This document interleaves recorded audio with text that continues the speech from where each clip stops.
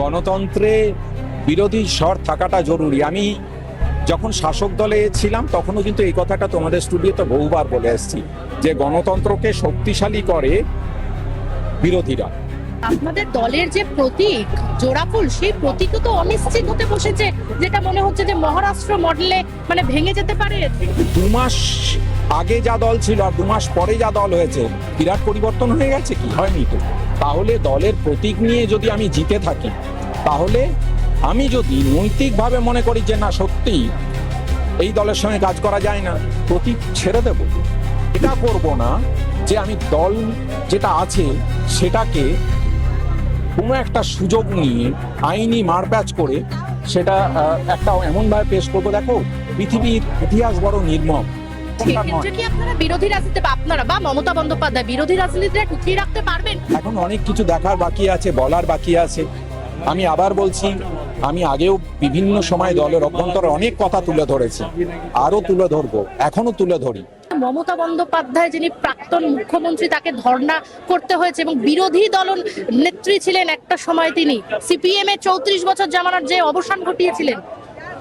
দেখো, প্রথম কথা হচ্ছে আন্দোলন করার অধিকারটাই তো কেড়ে নেওয়া হচ্ছে। গণতন্ত্রে বিরোধী স্বর থাকাটা জরুরি। আমি যখন শাসক দলে ছিলাম তখনও কিন্তু এই কথাটা তোমাদের স্টুডিওতে বহুবার বলে এসেছি যে গণতন্ত্রকে শক্তিশালী করে বিরোধীরা। মানুষ মনে করেছেন অন্য সরকার তৈরি করতে হবে, মানুষ করেছেন। সেই সরকার কিভাবে তৈরি হয়েছে তাই নিয়ে আমার অনেক বক্তব্য আছে, আমি তাতে যাব না। কিন্তু আমার বক্তব্য হচ্ছে এখন তো সরকার তৈরি হয়ে গেছে, 1 মাসও হয়নি।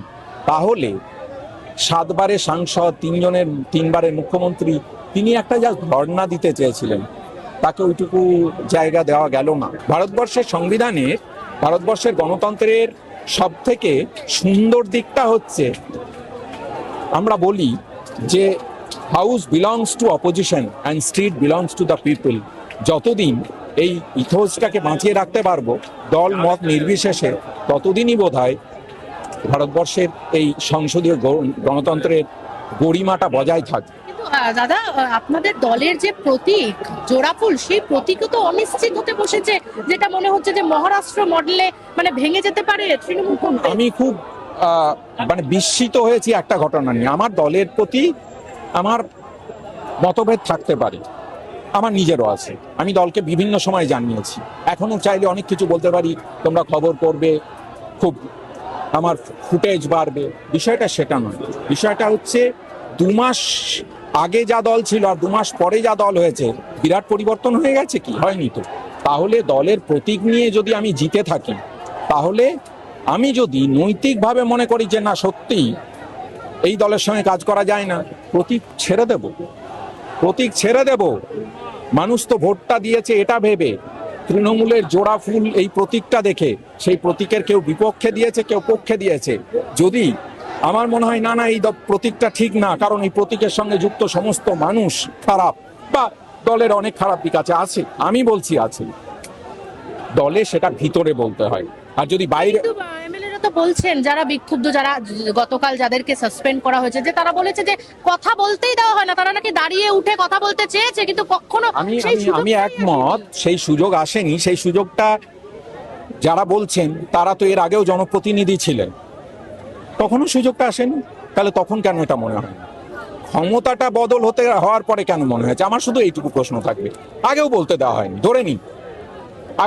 আগেও তো তারা জনপ্রতিনিধি ছিলেন, তখন যদি বলতে না দেওয়া হয়, তখন প্রতিবাদ জানিয়ে কেন বলেননি যে আমি ছেড়ে দিলাম, আমি তৃণমূল কংগ্রেস দলটা করতে চাই না, আমি নতুন কিছু করতে চাই, XYZ করতে চাই, বিজেপি করতে চাই, কংগ্রেস করতে চাই, CPIM করতে চাই, XYZ যা ইচ্ছে করতে চাই, মানুষের অধিকার আছে। কাল আমি দল ছেড়ে দিলে বুক বাজিয়ে প্রেস কনফারেন্স করে বলবো এই এই এই এই কারণে দলটা ছাড়লাম। কিন্তু এটা করব না যে আমি দল যেটা আছে সেটাকে কোনো একটা সুযোগ নিয়ে আইনি মারপ্যাচ করে সেটা একটা এমনভাবে পেশ করবো। দেখো, পৃথিবীর ইতিহাস বড় নির্মম। পৃথিবীর ইতিহাস নির্মম, বাংলার ইতিহাস আরো নির্মম। বাংলার পলাশীর প্রান্তরের যে ইতিহাস, সেই ইতিহাস যারা এসব করছেন তারা তো তথাকথিত পণ্ডিত ব্যক্তি বলেই জানি, তারা জানেন যদি তাই হয়। মমতা বন্দ্যোপাধ্যায়ের সঙ্গে এর আগে যারা ছিলেন, যখন তিনি বিরোধী রাজনীতিটা করেছেন, তখন তো অনেক তাবড় তাবড় নেতা সিপিএম এর সঙ্গে লড়াই দিয়েছেন, কিন্তু এখন তো তারা কেউ নেই এবং তাদের অনেকেরই বয়স হয়েছে, তারা অনেকেই প্রবীণদের, সবচেয়ে বড় কথা বয়সের সঙ্গে সঙ্গে প্রবীণদের কিন্তু গুরুত্বহীন করে রাখা হয়েছে, এরকম তারা কেউ কথা বলছেন কি? তাদেরকে কথাটা বলতে দিন। তারা যারা কথা বলছে তাদেরকে বলতে দিন। গণতন্ত্রে এটাও দরকার, কথা বলাটা দরকার। আমি কথা বলার বিরুদ্ধে নয়, আমি যদি কিছু বলতে চাই সেই বলাটার বিরুদ্ধে নয়, কিন্তু আমি এটার বিরুদ্ধে যে সেটার সুযোগ নিয়ে আমি অন্য কিছু একটা করার চেষ্টা করব। আমি শুধু সেটুকুর বিরুদ্ধে। কথা তো বলতেই পারেন, কারণ তৃণমূল কংগ্রেসকে আজীবন পছন্দ হতে হবে এরকমটা নয়। কি আপনারা বিরোধী রাজনীতি বা আপনারা বা মমতা বন্দ্যোপাধ্যায় বিরোধী রাজনীতিটা টিকিয়ে রাখতে পারবেন? কারণ সেটা মমতা বন্দ্যোপাধ্যায়ের যে ক্রেডেনশিয়াল, সেই ক্রেডেনশিয়ালকে এই মুহূর্তে ভারতীয় রাজনীতিতে দখল করার জায়গায় খুব আছে কি?